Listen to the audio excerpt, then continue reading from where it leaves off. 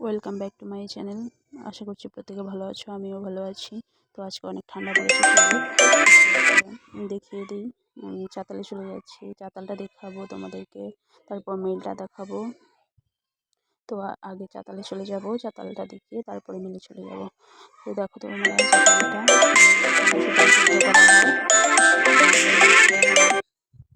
সুপারি সেদ্ধ করা হয়, এখানে সুপারি শুকানো হয়।